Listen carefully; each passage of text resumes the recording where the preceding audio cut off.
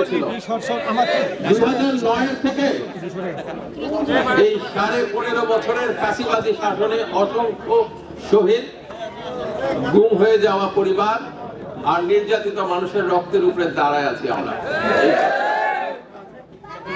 রক্ত ঋণ তো শোধ করতে লাগবে।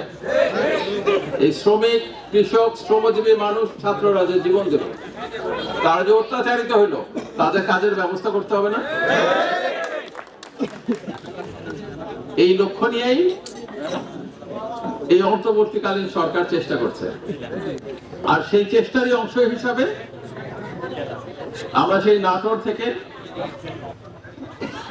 দিনাজপুর থেকে আপনাদের এখানে আসলাম এই ছাত্র গণ অভ্যুত্থানের সমন্বয়কারী এবং এখানকার যারা রাজনৈতিক সংগঠক, ফ্যাসিবাদ বিরোধী রাজনীতির সঙ্গে থেকে নেতৃত্ব দিয়েছেন তাদের কারণে, এবং আপনাদের কাছে আমাদের কথা পৌঁছায় দেওয়ার জন্য যে আমরা বন্ধ কলকারখানা চালু করতে চাই।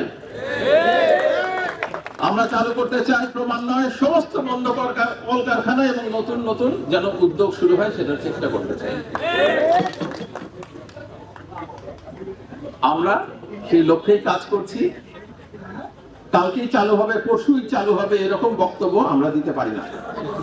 কিন্তু আমরা যেটা পারি সেটা হচ্ছে এই উদ্যোগগুলিকে আগায় নেওয়া। এতদিন তো বন্ধ ছিল, তো 4 বছরের মতন কোনো কাজই হয়নি, এবং এখানে অসংখ্য মানুষ তাদের পেশার থেকে সরে যেতে বাধ্য হয়েছে।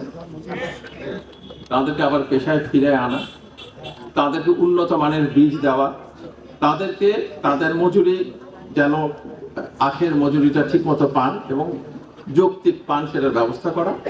আর যারা অনেক দিন ধরে চাকরি করেছেন কিন্তু পেনশন পাচ্ছেন না, গ্র্যাচুইটি পাচ্ছেন না, তাদের সেটা পৌঁছায় দেওয়া তাদের কাছে, এই কাজগুলি করার চেষ্টা করছি। আমরা করার চেষ্টা করছি, কিন্তু আমরা কাজ শুরু করে দিয়েছি, এবং সেই শুরু করার কারণেই কিন্তু আমাদের এদিকে আসা।